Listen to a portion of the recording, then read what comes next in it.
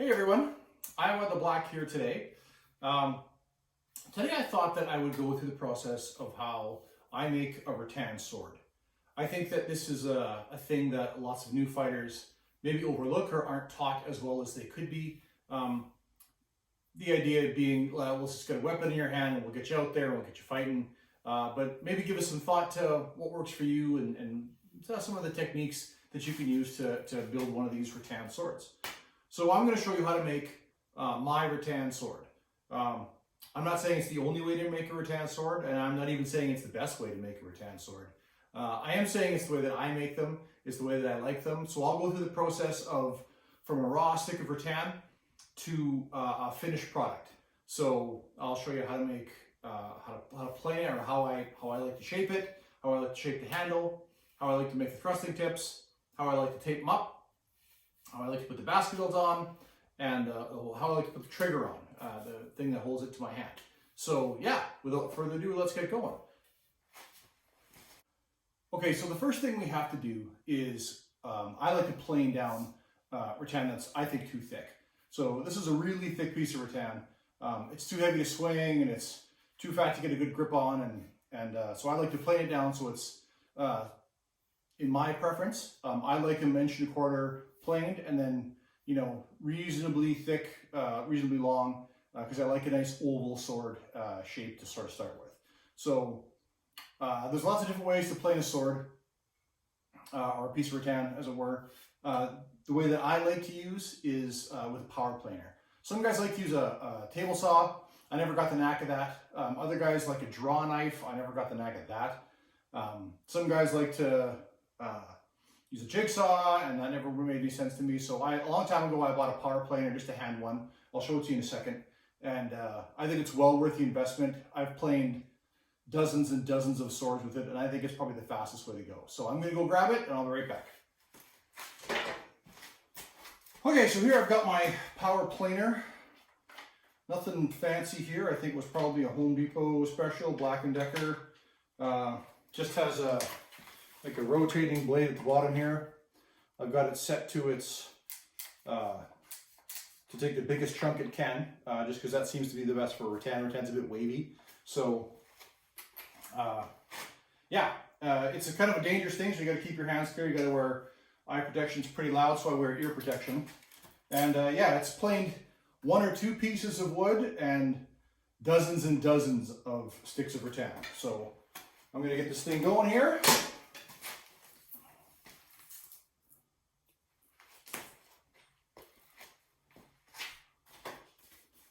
Oh yeah, one more thing. I like, the easiest way that I found to do this is to stick it. You can stick it in the vise if you want, but you got to be very careful that you don't hit the vise with the planer.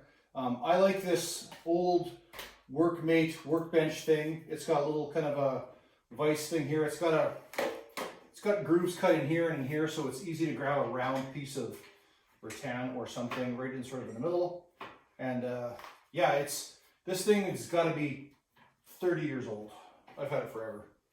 But I just kind of stick it right in there so that it's got, so I got someplace to go. And then I just kind of start planing.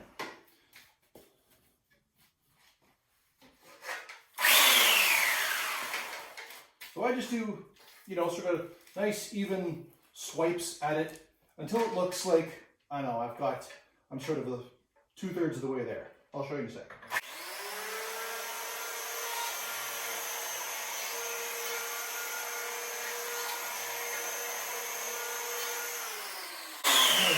Set too small. I do. There we go.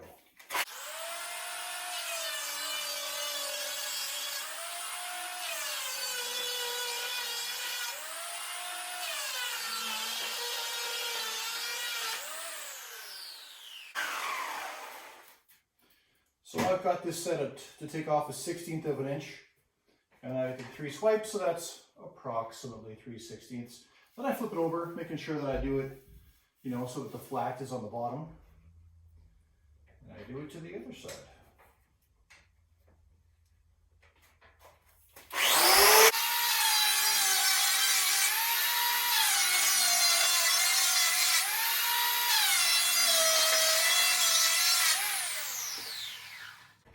So I've taken a few swipes off of both sides. You can kind of see that that's getting there. I like to kind of gauge it out. I like to gauge it out here to see how we're doing. And I could probably take the swipe off of both sides.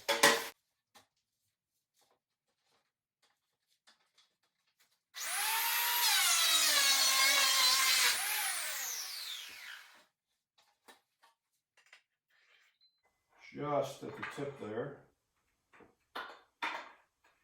Yep, I don't think I want to take any more off the sides. Although it's pretty thick at the bottom here. Should be fine though. I could take that down. Okay, so that's about as thin as I want. Now, I don't like these hard edges on the sides, so I actually plan this on 6 parts, right? Top, bottom, and then each one of the corners.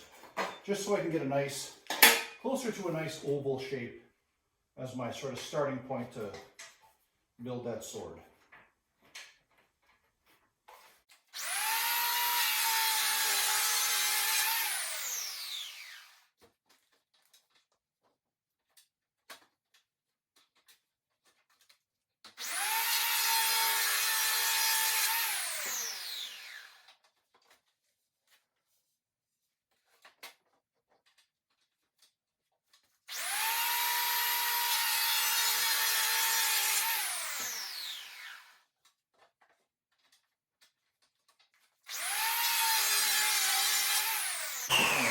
So that's 6 sides planed, and that's starting to feel a little more like a proper sword. If it's really thick, sometimes I take the skin off the back of it if I want to thin it down a bit, but this is okay. I think I might take another swipe off of the corners just to skinny it down a bit. It's a little big for my taste.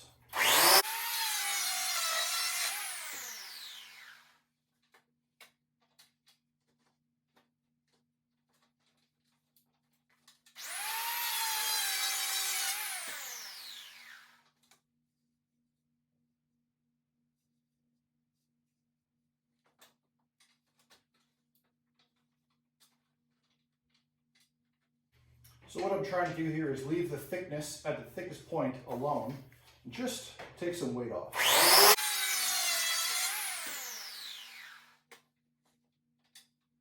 This should be the last cut that we do.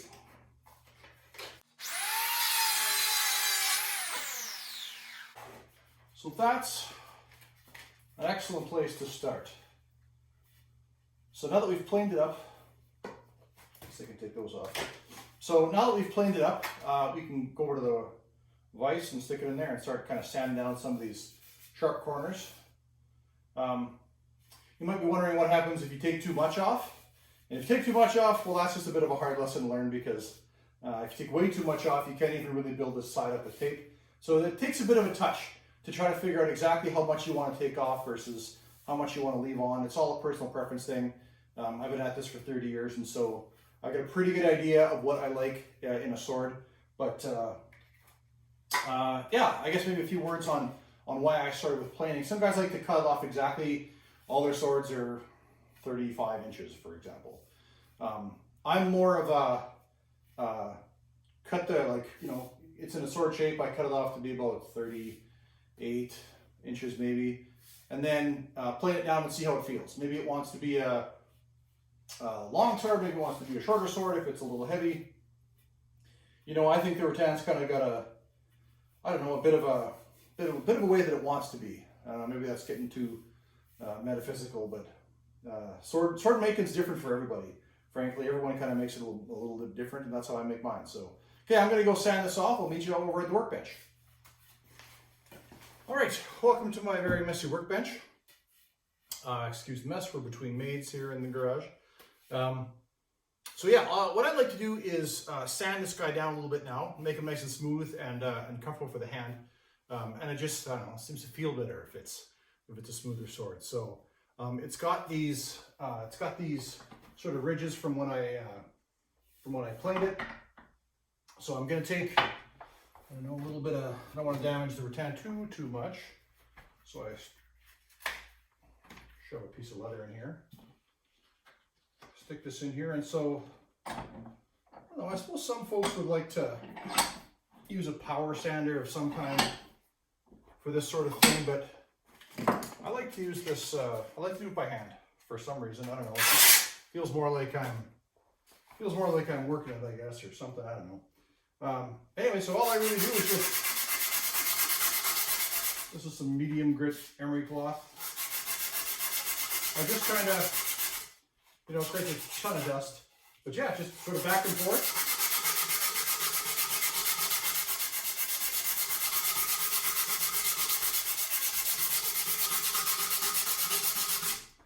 There'd be a cleaner way to do this for sure, but I'm not doing that.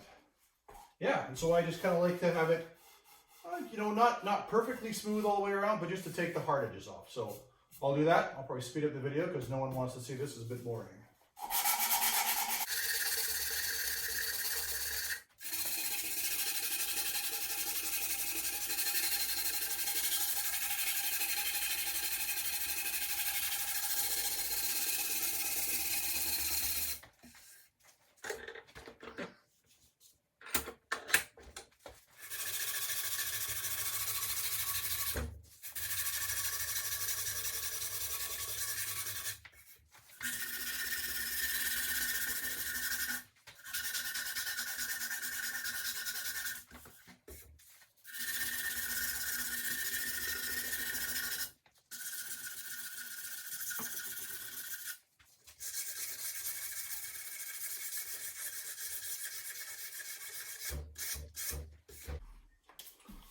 One side that looks like feels like it's pretty good.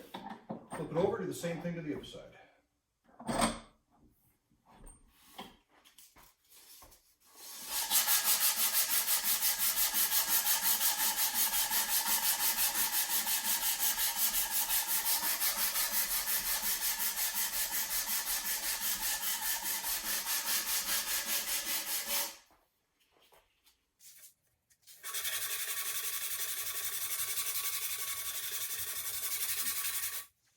Honestly, you could do this with some old, probably 100 grit sandpaper maybe, or something like that. Kind of anything that you get your hands on. I happen to have a bunch of emery cloth lying around, so that works out well.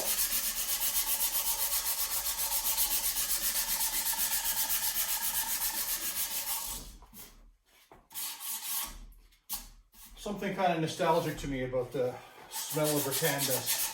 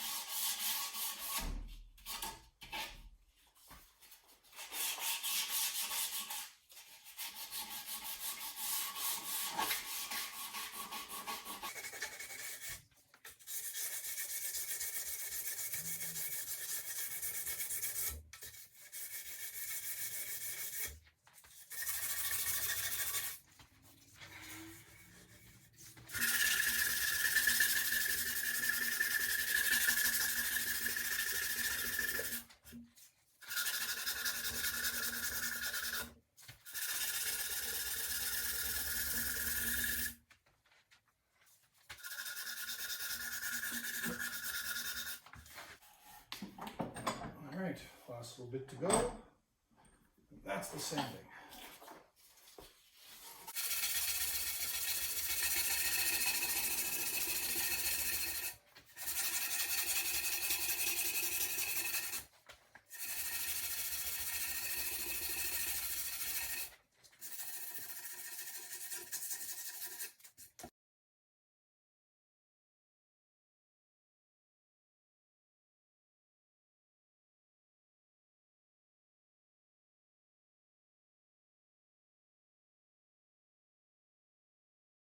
And this side is definitely up.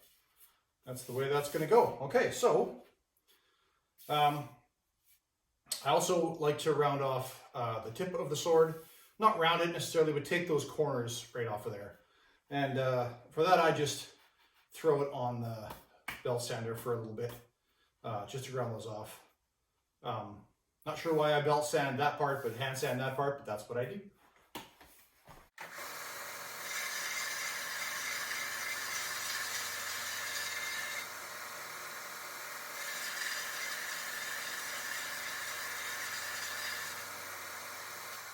All right, just to take the edge off of it, that's going to be the tip.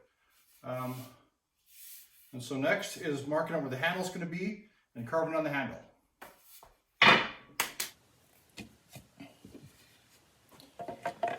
All right, so now's around the time that I like to figure out where the handle's going to be, where it's going to sit. And I just happen to have a basket hilt right here from plasticsmitharmory.com for all of your low profile, high quality, high density polyethylene armor needs. I've always got a few of these lying around in case anyone's ever looking for some. So all you really do is just slide the basket hilt on to where the sword kind of like where it goes to the bottom for this bottom tang. I like a 2-tang basket hilt. Some guys like to drill into the bottom of their basket hilts. It's all personal preference. Anyway, so I kind of mark out where that is going to go, and then I grab onto it, try to figure out where my hand is going to be. See if I can show that to you there. And so that's kind of where it wants to kind of go. And then all I really do is just slide the basket hilt off without letting go.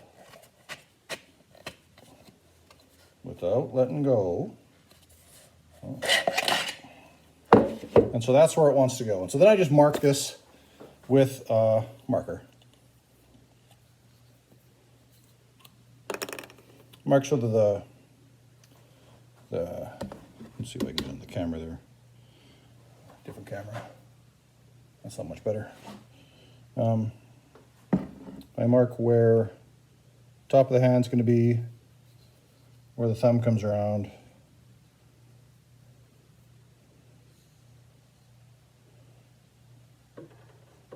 Front of the hand. And then I mark the bottom as well. Right where my fingers kind of go. Then around the back. I always get a little ink on my hands for whatever reason. All right, back of the hand. Just kind of where my mitts want to live. So then I end up with something like that. And so this, I like to carve down reasonably thin, because then I like to build it back up with tennis racket tape, which I'll show you after I carve it down. So here, what I want most out of this is this ring. I want this ring to be nice, to be thinner than everything else, because that's just, I like to know where home is. And that's what helps me center what home is on my sword. So that's the first thing I got to carve down. So there's a few different ways that I can do this. I've got a wood file here that helps me kind of drag it down. I've got a wood rasp here that I tend to use. My wood rasp is getting kind of dull, so I'm going to try something different just for you folks to see how this all turns out. I recently rediscovered this wood rasp bit, so I'm going to throw it into my my drill here, and that might be a better way. Might go a little faster. Let's see how it goes.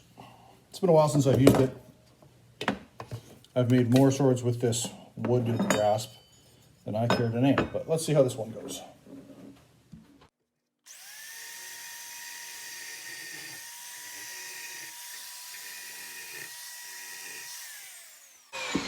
That just digs right in there, doesn't it?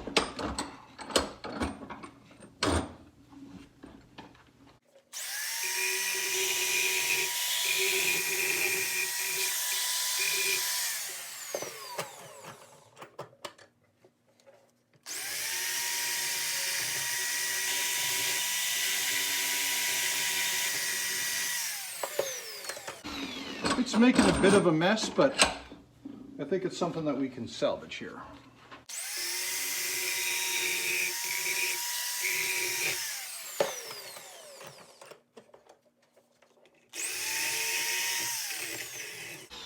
Good. Okay, well, let's see how that feels. Oh yeah, that's about right. It's kind of messy here, but we'll smooth all that out with time here. Okay, well, let's finish up. So I've got the basic shape. I know that's kind of where home is, and so I'm just going to get this a little flatter and this a little flatter, and then we'll see from there.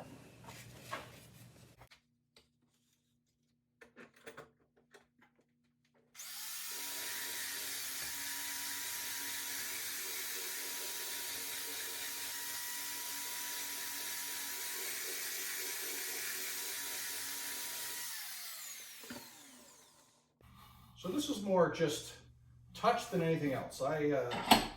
However I shape these handles, whether it's with the wood rasp or with the drill or whatever, all I really end up doing is just grabbing onto it and seeing how it works, right? So right now, my thumb wants a little more room, I think. So I'm gonna give it some more room.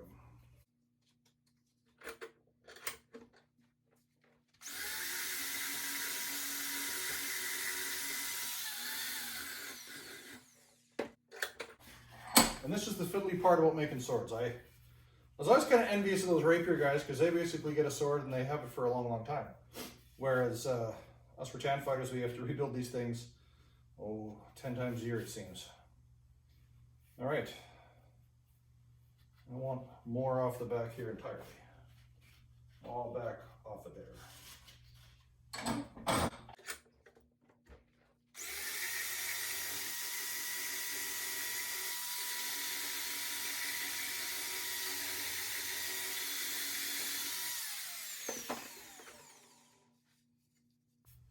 Yeah, we're definitely getting there.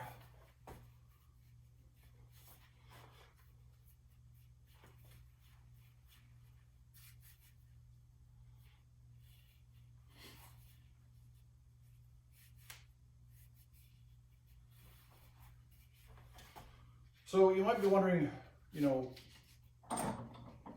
why, what am I doing here? And it really is just I kind of want to like the feel of the sword. It's very much a touchy-feely kind of thing, so I'm just going to keep working it until I like it.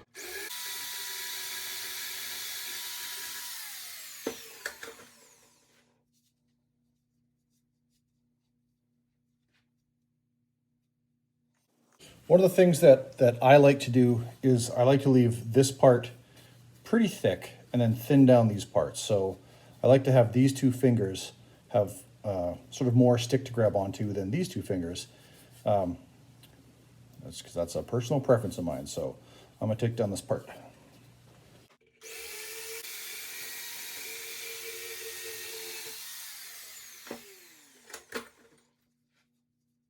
That's starting to feel a little more like home here.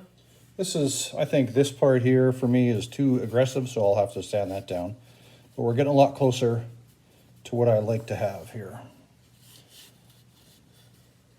There's a little flat bit there that my index finger really likes, so I'm going to keep that there. So I'm just going to keep working this until it feels right, and I'll keep yammering on, or you can fast forward until we get to the good stuff. I think I'm going to stop with this. I'm going to go back to the hasp.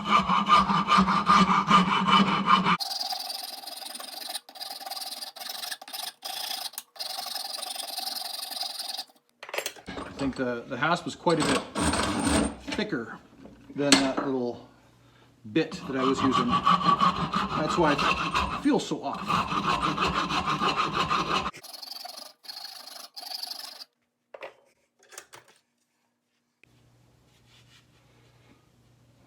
That's getting there.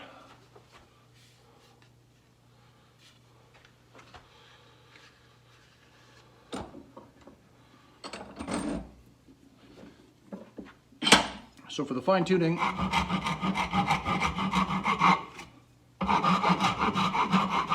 the rasp seems to be what it wants to do.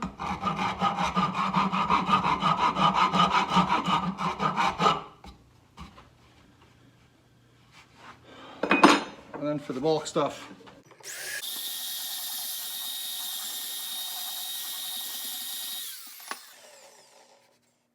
Yeah, we're getting much, much closer.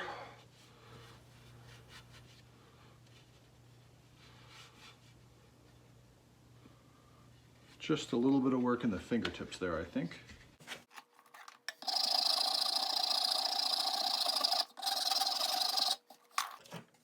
So my sword's, whoa, that's weird. Okay, no, that's got to go. I made a weird bump there that my hand doesn't like at all. That's a little better.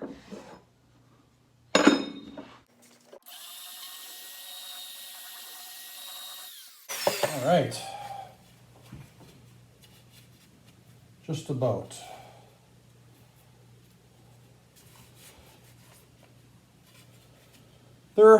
This is more right-hand biased for me. Most of my swords are right-hand biased.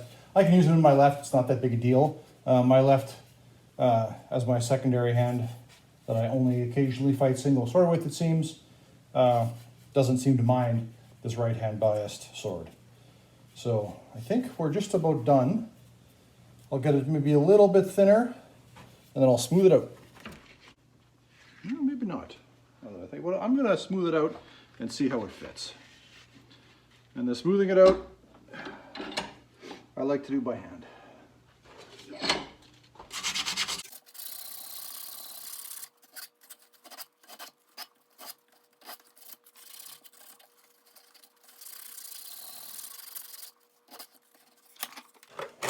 When I say smooth out, I don't mean perfectly smooth, not smooth like this.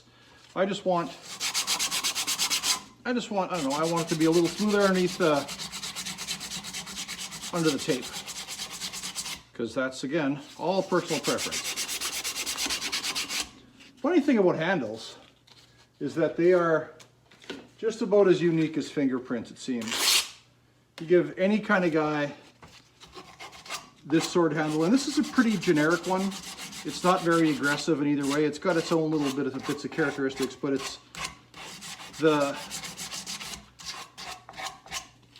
lumps and bumps in it are pretty subtle. Not as subtle as some, but some guys like a square handle, and some guys like a really round handle, and some guys like a really weirdly shaped handle, and it's funny how we all get our personal preferences out of this stuff. All right, so I like to feel how the sword jumps when I squeeze my hand to see how exactly it's going to work. I need it to be able to slide across the palm a little bit, so it can't have any grabs here, and it's got a little bit there, so I'm going to take some of that off.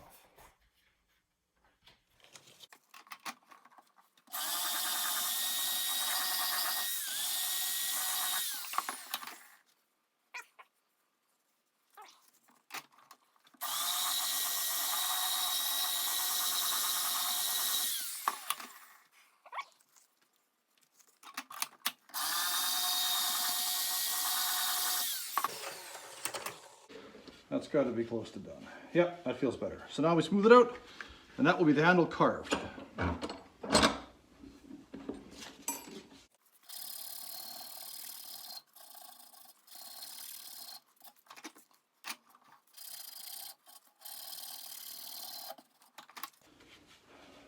All right. Yep, that's the one right there.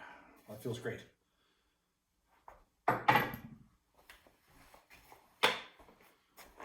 One of the things I forgot to mention before was it's nice to have a bit of a baseline. So, you know, if you like your handles to be cut a certain way, they should be as consistent as you can make them. Some guys have a really excellent way of sort of making that consistent every time. I kind of go by feel and see how that goes. But my baseline's always been sort of a sword that I've always liked. This is the sword that I won my first crown with. It's the best sword I've ever built. It just feels like home. It's been retired, but I keep it around for nostalgia's sake. I hang it up on the wall, and I like the feel of how everything works here. So this is always what I'm trying to replicate, is to back here. So it doesn't look like much, but it was really good to me. Okay, so now that we've got our handle carved, I want to cover it up with tennis tape, and I'll tell you why as soon as we sort that all out. Bear with me while I look for my tennis tape. All right, so I'm back. I didn't have any of the racket tape that I like to use to wrap my swords, so I had to go to Canadian Tire and buy some. And so this is what that is. So it is just tennis racket tape, actually. I like the absorbent stuff because it gives me a little bit of sweat absorbency on my sword hand, and I really think there's no better thing to wrap your sword in. I really like it. It's sweat absorbent, it gives it a little extra grip, it's cushiony. I think it's just perfect. So let's get to it.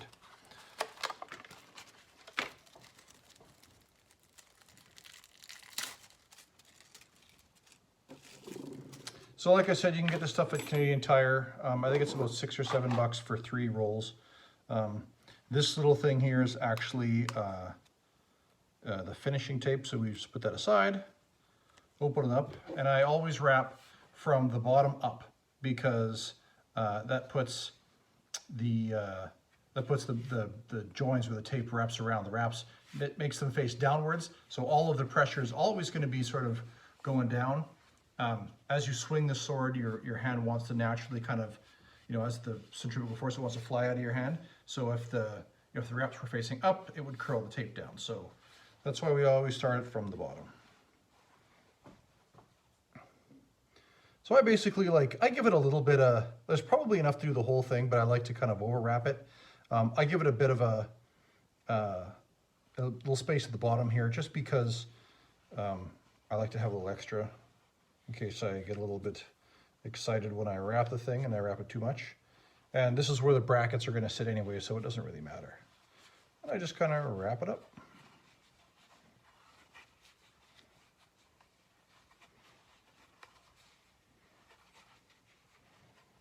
So this stuff has kind of like a suede, leathery feel to it, and I really I wrap my swords in it. I wrap my shield handles in it, especially my round shield or oval shield or whatever. Anything that's got a sort of a center grip. I just really like it. I think it's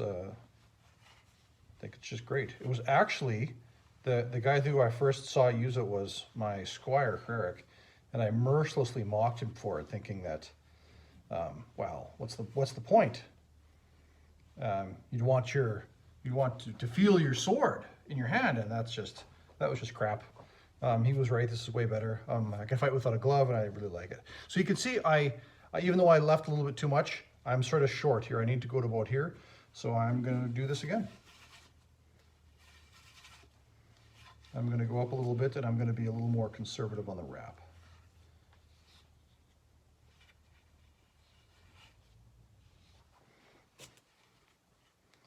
You want to give it enough of a go around at first so that it grabs onto itself.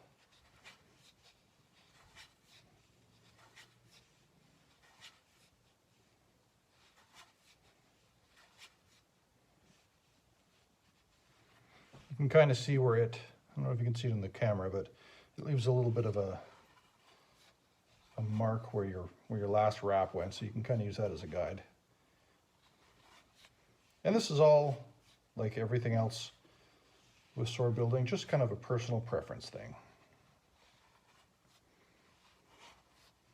I'm sure there's fighters out there that would never dream of wrapping their handle.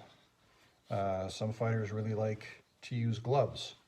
And I didn't mind. I used gloves for a long time, and then I got tired of them dying and me having to find new ones, sort of, or forgetting that I had, destroyed my glove at the last event and therefore needed the new one and all that kind of stuff. So this feels right. So we got a little bit at the end here. It's got a little bit of a adhesive thing at the end that you tear off. Some of you who know how to wrap tennis rackets would probably know all this stuff, but I'd learned this stuff sort of firsthand. All right, so that's that. I like to finish this off with a little bit of, well, I used to use electrical tape, but as it turns out, it's got its own thing, and so we'll use what came with it, I think.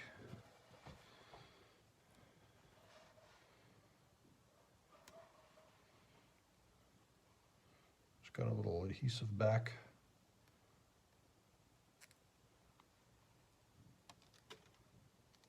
And it's kind of stretchy. And now I have a Wilson branded sword, which is fine because this white stuff will just be hidden by the basket hilt. All right, so that is that, and that feels really good to me. It's got, you can see it's got a bit of a bias where these fingers go, so I know where home is immediately, and then it's got a little more meat down here, so that when I'm grabbing with these bottom two fingers, it's one to snap forward. Yeah, and that's my sword handle. So next, let's put the basket hilt on. Here we have one of the basket hilts that I built from plasticsmitharmory.com. This is actually a slightly different design than I've made in the past.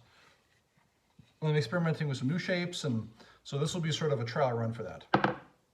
I guess before we go into the basket hilt stuff, we should figure out a trigger of some kind. So let's do that. So the triggers that I like to use, some folks like to use like a regular finger trigger. Let me see if I can just dig out some.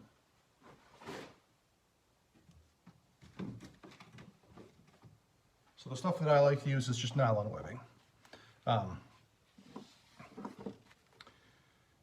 You can see that there's nothing special to it. So some guys like to use a finger trigger. So when I used to use finger triggers, I would use these two fingers and I would just tape this up to the side of the sword and use that. And I don't do that anymore. I have a different style of trigger that some of you might know him, a fellow by the name of Gann, sort of either figured out or saw somewhere, or I'm not sure where exactly he figured this out, but he's another guy that I mercilessly mocked for this weird trigger, and then I started to use it and I really like it. So I call it a wrist trigger, and it just goes like this.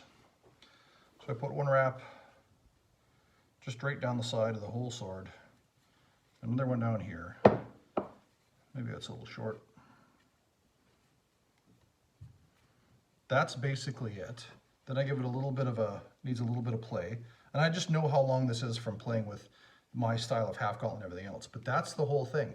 So a bit more like a lanyard, except when I tape it, I put sort of a half twist in it, up through the middle, and then down like this. And then no, that's no good at all. This has got to go way higher. So basically I can grab it where home feels. Yeah. Start all that again. This could be that I've gone a little bit high on my stick this time around with where I put my handle, but we'll see.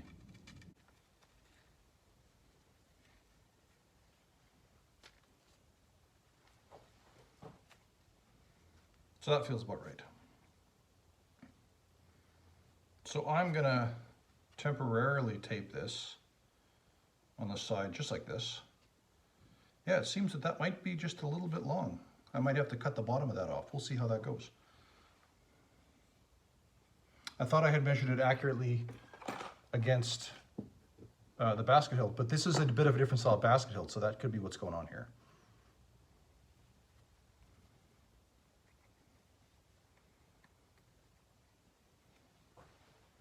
Oh my gosh.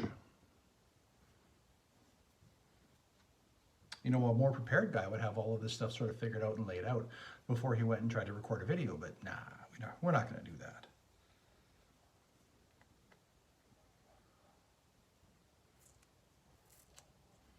So for securing basket hilts and triggers and that kind of stuff, I just use hockey tape. It seems to be the best, gives me the best sort of combination of strength and ease to tear and stability and all that kind of stuff. Some guys use fiber tape. Some folks use just duct tape. Again, all personal preference. All right. So that feels about right.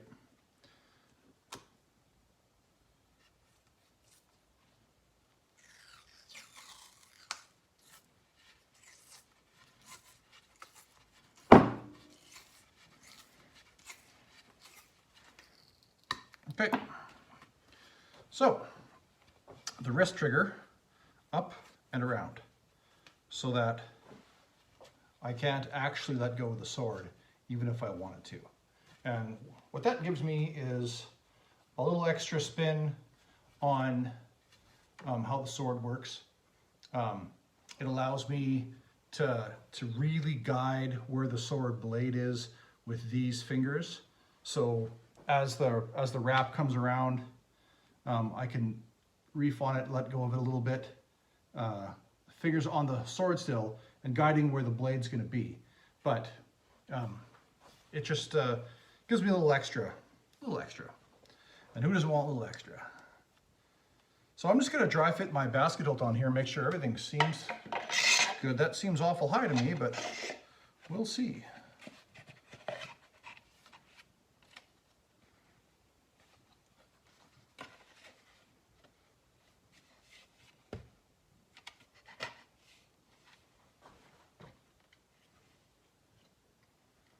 Nope, that's all good. That's where you want it. All right, well, that's the trigger placed. I'm gonna go and grab my half gauntlet to make sure that it's gonna fit in there properly. I'll be right back. All right, here's my ratty old half gauntlet here. And the way my whole system works is half gauntlet goes on. It's got just a little string around the palm, but hand doesn't go into the palm. So half gauntlet sits there, then this goes on, then the half gauntlet gets tied in. So that way, it's impossible for me to let go of the sword, and everything fits in there nice and snug. So I think that's probably just exactly where I want it to be. Everything seems to work. Half gauntlet doesn't bind. All right.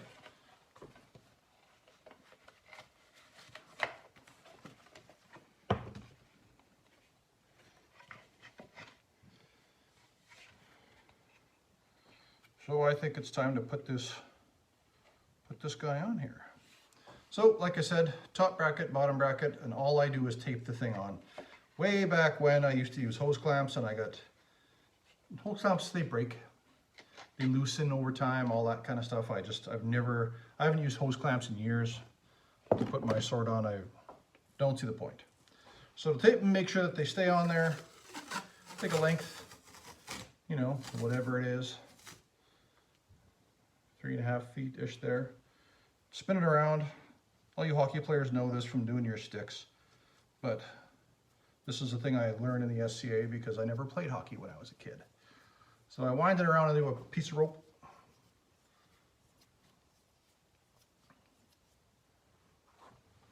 And then I got a little sticky tab at the very end here. And yeah, just wrap it around. I want to make sure that the placement is okay.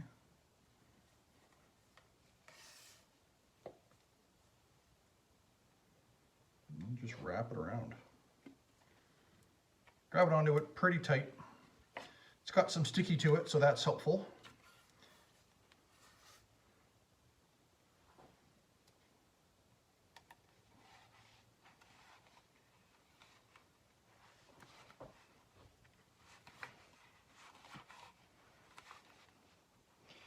Some folks worry a little bit about these edges on the tangs here.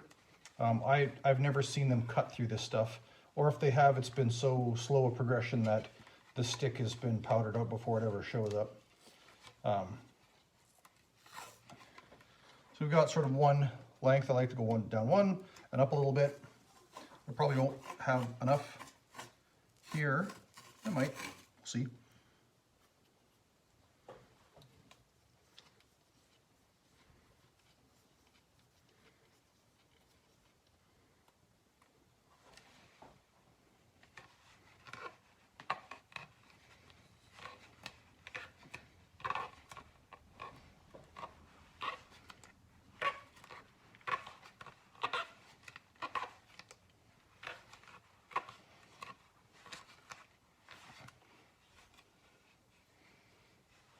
And then if you have enough tape, I just finish it off with a few wraps to cover up the mess.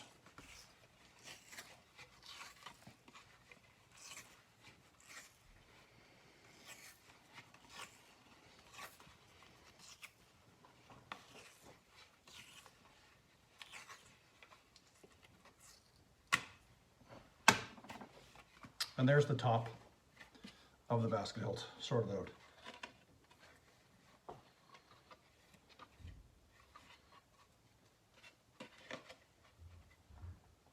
It's good. I'm pretty much out of tape here, so I'm going to get another roll.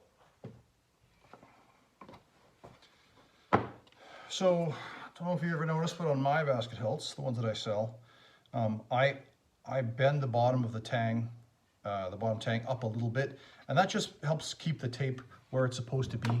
Sometimes, especially on, I used to bend the bracket over in a sort of a 90-degree angle, and I found the tape slipped off if that bend was too short. So I just started making just a little bit of just a little flare out to make sure that doesn't happen.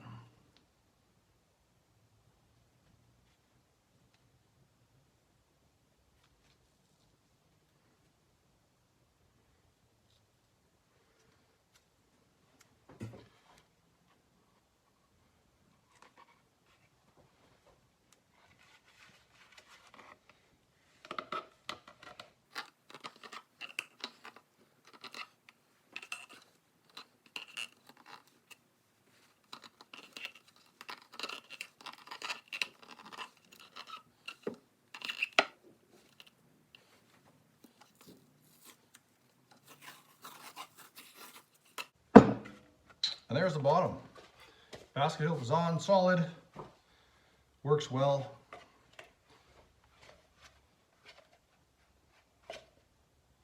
Sword feels really good. Yeah, we'll see how that goes. All right, so now what's left is the thrusting tip and tape up the sword, and then we're done. So the way that I make my thrusting tips is kind of a hybrid of a lot of different folks. I've experimented a lot with what works and what doesn't. For years and years, I used to use just this same nylon webbing. I would just sort of cross it over top of the sword, and I'd glue it on and then stack a bunch of foam on top of it, and that was okay. But that seems to want to blow the corners of the tape out, and so it always looks like my thrusting tip's coming off, and so that wasn't working for me. I was trying a way that Rogan showed me with a special kind of wrap that he uses, and that works really well, but it takes a lot of time, so I didn't like that. And so finally, Gunther told me about seatbelts. So you can get seatbelt material for free from auto wreckers. You can just go in there and cut them out of there. No one wants that stuff. It's super duper strong, and so all I really do is, if you look here, all I really do is, say maybe about half and half, maybe a third and 2/3, somewhere around there, enough for some tape to grab onto this cover here, and a wrap around it, and then stack it up with foam, and then that's that. And that seems to last long enough for the sword to sort of powder out and die, but not so long that it will outlive the sword, because it doesn't need to outlive the sword. So yeah, the way I like to do this is I like to cut a bit of a notch in the top so that this seatbelt material stays flush with the sword, because I don't like swords that look like Q-tips. So I like that sort of low profile thrusting tip look. So I'll just kind of mark. All right, folks, full disclosure here. I've actually completed the sword that I was building before, but when editing the video, I found that it was all scrambled and there was something that went wrong, and the camera angle was weird, and one time it didn't actually record, so there's a bunch of messed up things that happened. So I'm just going to start kind of where we left off, which is building the thrusting tip. So what I did was I took our seatbelt material right here, and I measured to about half, and then I marked a line all the way around the top. So as I said, or maybe I didn't, I like the thrusting tip to be very, very flush with the diameter of the sword. This isn't a requirement, it's just a personal preference thing. So that's what I do. So now that I've got my line cut, I'm going to cut all the way around the sword, and I'm going to chisel it out.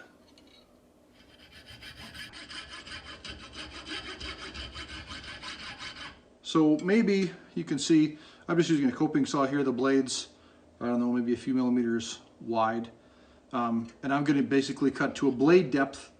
It's kind of difficult to see, but not obviously all the way through the sword, just enough so that I can take a fair amount out with the chisel.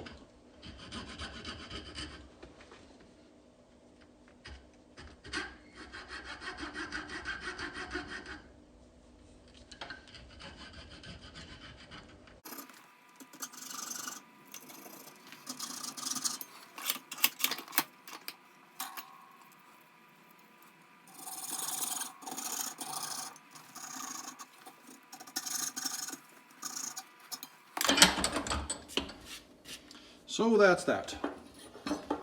And so as you can see, you know, it's got about just the blade depth, just as far down as that blade is kind of flush with the top. And that'll give me just about enough I need to chisel out with my chisel. So because I've got a nice sharp edge here, it's easy to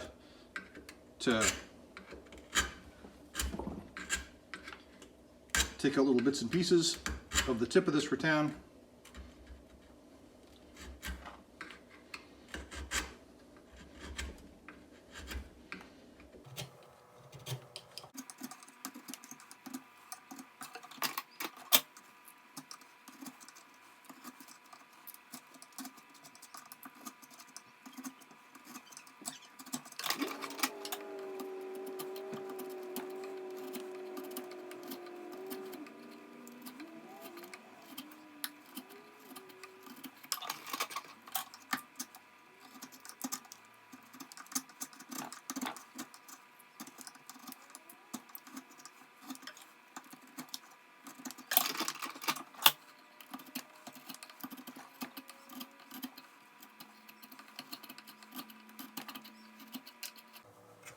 All right, that's pretty much it roughed out.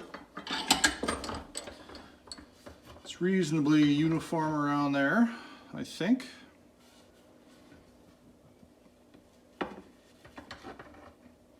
It sort of tapers out. So the way that this tends to work is I dig a little bit down and then come out, but then there's a little more that takes, so it leaves a bit of a, I don't know, sort of a ridge around here. So sometimes I like to go sort of back the other way, just to make sure that it's kind of uniform.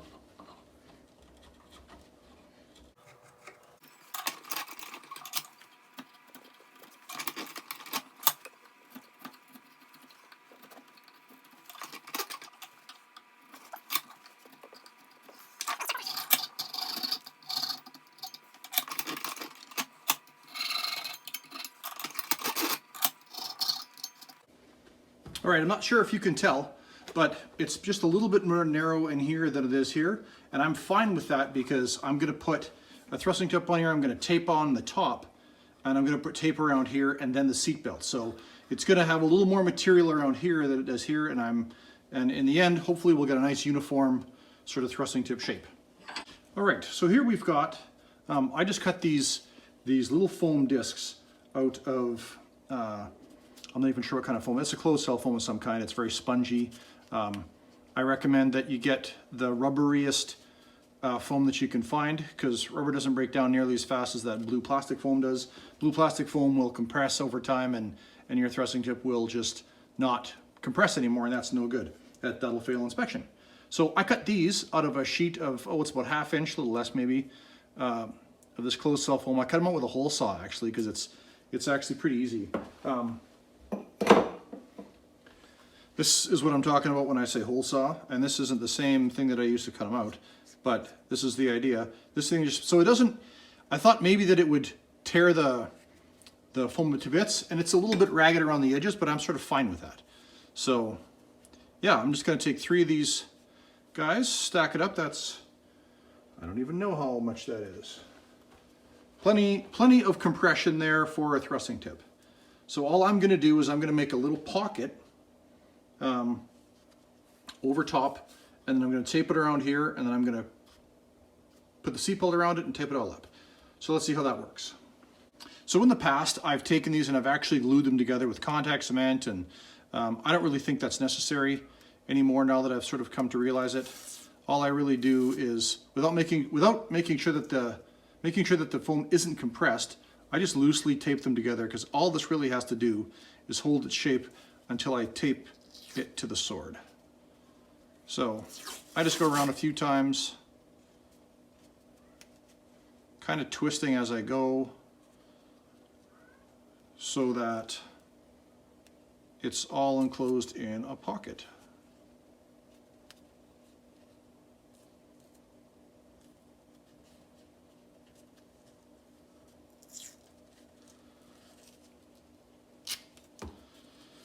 This step isn't hypercritical. All we're looking for is I just don't want these things to be falling off as I'm putting them on here.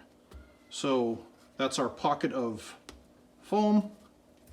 Now I'm going to use fiber tape in order to create a little bit of a, I don't know, sort of a latching mechanism onto here. And all I'm doing here in this next step is making sure that the thrusting tip doesn't come flying out the end. Because again, how this is going to work is, this is going to be here, this is going to wrap around, and so all we're creating in this next step is something to make sure this thrusting tip doesn't come flying out the end. This seat belt is going to keep it from folding over, it's going to keep it from cutting. Hopefully this is going to be a little bit compressed, so only a little bit of the tip is going to be showing, of the thrusting tip, so I'll have a spongy tip and then a nice solid base for hacking. So that's the plan, that's the idea. Let's see how it goes. So there's no real magic to this part. It really is just, you know, if you're enterprising, you can glue this to the end of your sword to keep it there. I don't think it's particularly necessary. All I'm doing is making sure that this thing stays on. So I'll do this a bunch of times, sort of overlapping the tape, and you'll see where we go from there.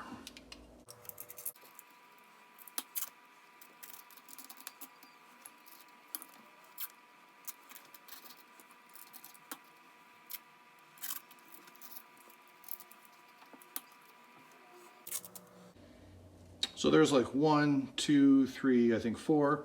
We'll do all of that again, just to make sure we've got enough binding power at the tip of this sword.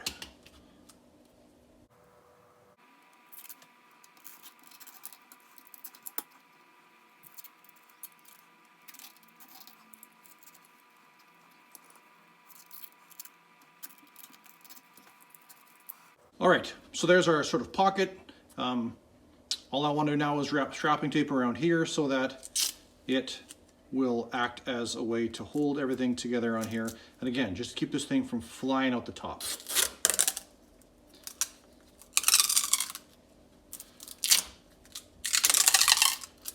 A couple of wraps is all it takes.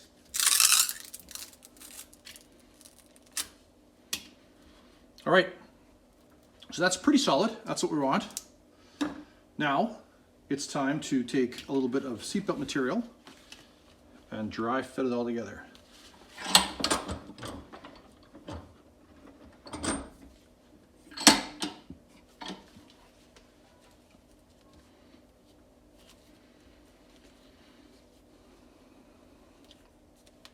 So I like to have the one side overlap a little bit.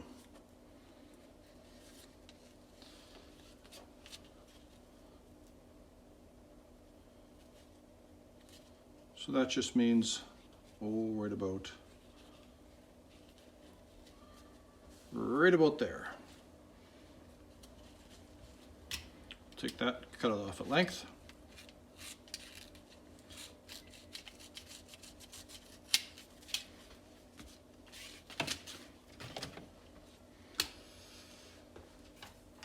And then just to make sure things don't unravel,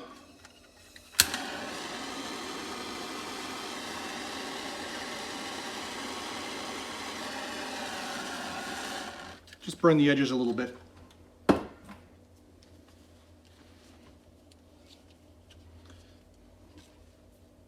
All right, so the tape doesn't really love to stick to this seatbelt material, but you can kind of convince it if you do a long enough run.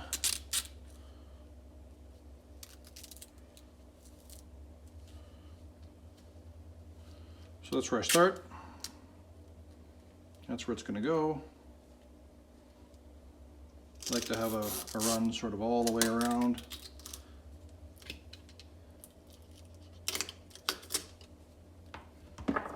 So that when it gets wrapped, it can wrap nice and tight around the whole thing. Suction on a little bit with the tape.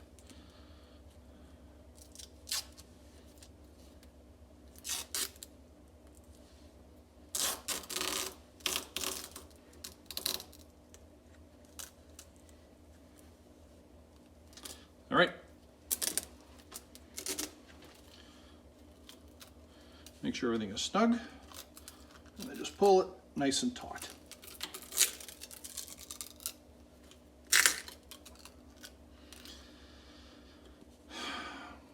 Now that that's there, I just kind of wrap down, wrap up a little bit, make sure all this stuff gets all tight in here. And then any little ridges and bumps here will basically get buried under this wrap of tape I'm about to do. You probably can't do this with too much force.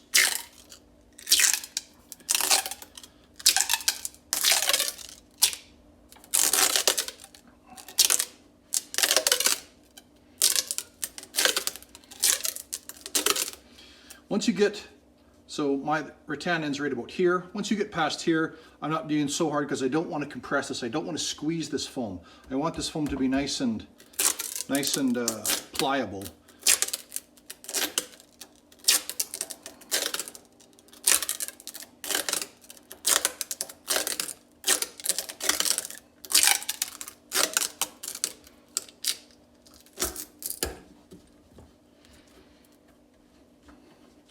So we've got a bit of a tip here hanging out. That's going to grab onto bars and things. Down here, it's still very soft, but very cut resistant thanks to the seatbelt material.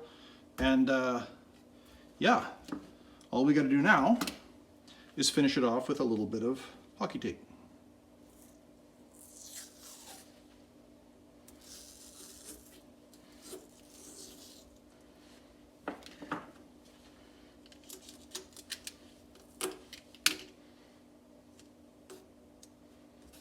I like to use hockey tape because it's frictiony and it's grabby, and that's the kind of things that we need for a thrusting tip.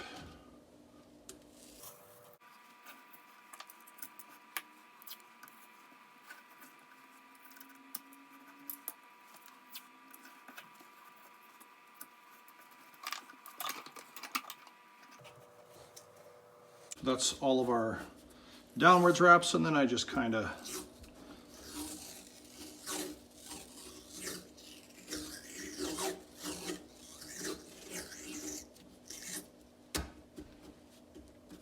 that's how I make my thrusting tips. All right, we're at the home stretch now. So I like to do a little bit of fiber tape near the top where all the damage happens. I don't fiber tape the whole thing anymore. I used to not fiber tape it at all, but I don't know. I kind of go back and forth to whether I think this actually does anything or not. Maybe it's just habit. Some people think it holds the rattan together better. I think it tends to be more useful sort of after you've got that first few millimeters of broomstick at the front there. But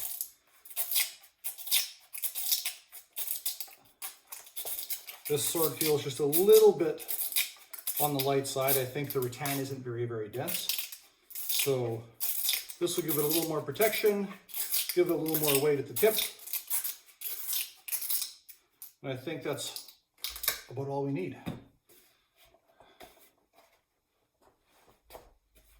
Feels pretty good. All right. Now just a bit of duct tape to cover the whole thing. And I think You know, if you're still watching, congratulations, because this has been a while. There's not much to duct tape in a sword. I like to make it smooth, so I like to put it in the vise.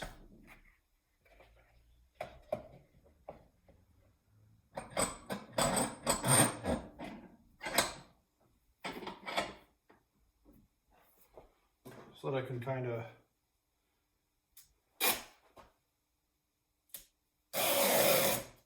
do it nice and quick.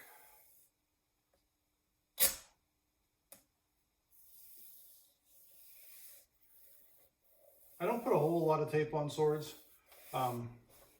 If I'm going to retape a sword, I don't like to have a big, giant mess to have to deal with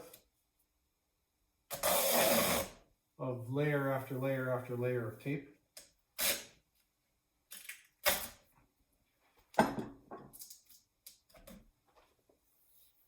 If anyone is wondering what I think the easiest way to retape a sword is,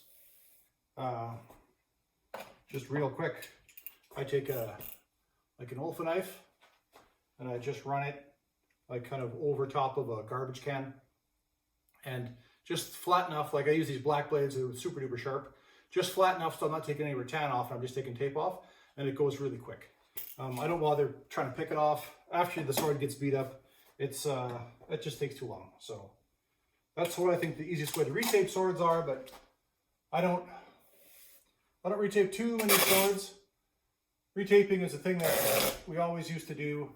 We take all the tape off, and then of course it'd be a little bit broomy, a little powdery, and so we'd hard tape the fibers back onto the stick with fiber tape, and then retape it all, because back in the day rattan was a little more scarce around here. These days it seems that it's not that hard to find. Maybe it's because we travel more, maybe we have more enterprising people bringing rattan in, which is very super handy, and folks like me very much appreciate that. So keep it up, enterprising people.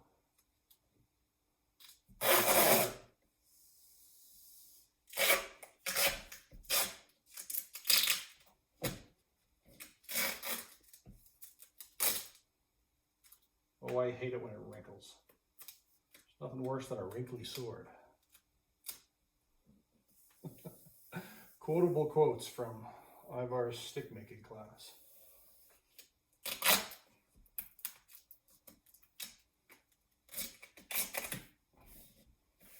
All right. I don't think I have any red tape lying around. It's not an exact view right now anyway. So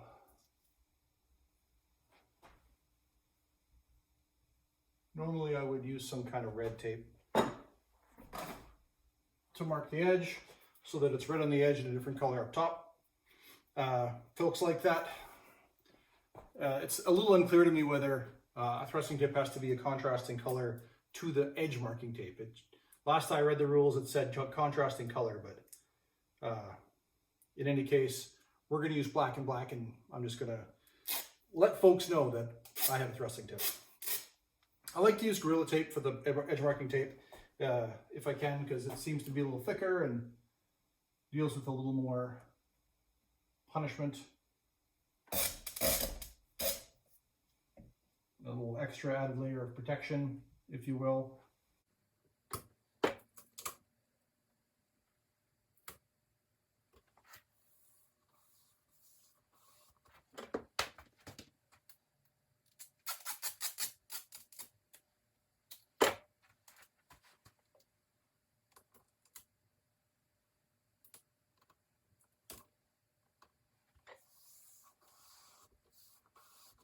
All right, that is very close to done.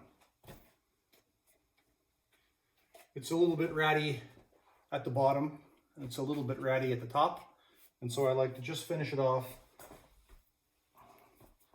with some athletic tape, and then that'll be it.